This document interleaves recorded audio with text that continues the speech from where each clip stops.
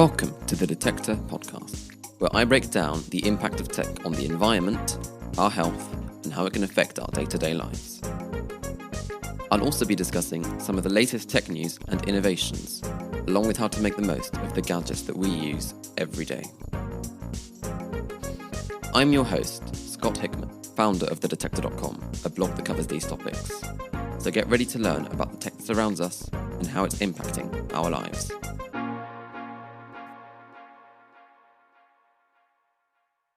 In this episode, I'll be taking a look at e-readers. First introduced in the late 1990s, they have since taken the world by storm, allowing us to carry an entire library of books in our pocket. But can devices like the Amazon Kindle or Rakuten Kobo really offer the same experience as a printed book? First, let's have a look at why e-readers and e-books have become so popular in recent years.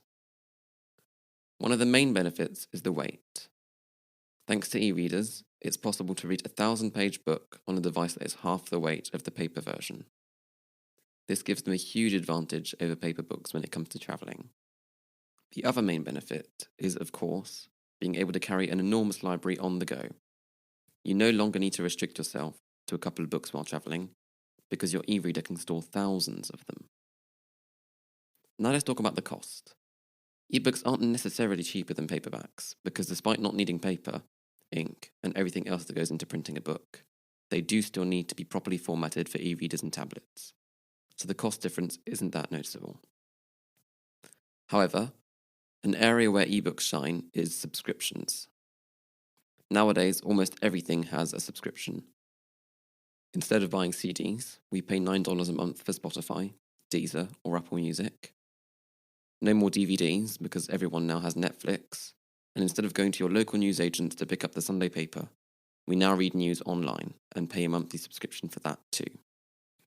So with all these things now requiring you to pay a subscription, why would reading books be any different? Indeed, both Amazon and Rakuten offer monthly subscriptions that give you access to millions of books and audiobooks as well.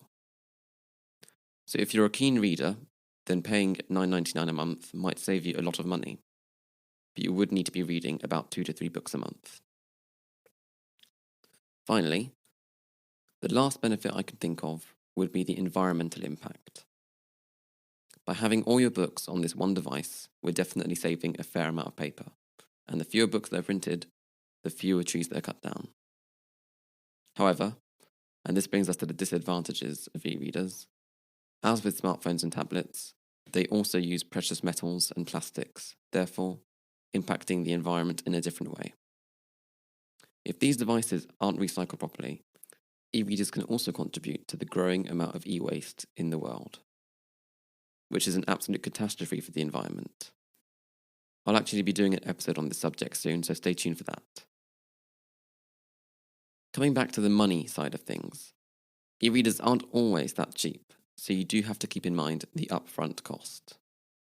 Lower-end models like the Kindle or Kobo Clara will cost you somewhere between $80 to $100, but the higher-end models with bigger screens, water resistance, and all those bells and whistles can cost you between $250 to $280, which is a considerable upfront cost.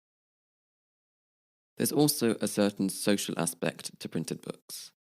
Being able to lend books you've enjoyed to your friends and family, or them lending some to you. This doesn't exist or is very limited when it comes to ebooks. I think you can lend a Kindle book if the publisher allows lending, but I think you can only do this once, so it's hardly the same. There's also the concept of book clubs. It's hard to imagine everyone turning up with e-readers, but maybe this is the case. I'm not quite sure. Finally, I want to talk about the experience, which, to me, is so different between reading an ebook and flipping through a paperback.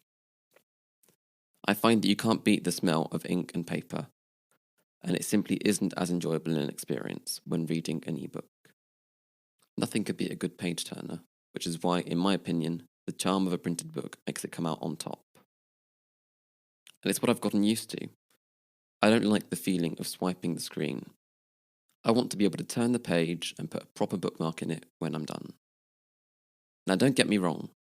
I think that e-readers can be very useful for people who are often on the move, and I definitely see the benefits while travelling. I mean, I too use them from time to time, However, when I'm at home, I don't think I could give up using a good old printed book.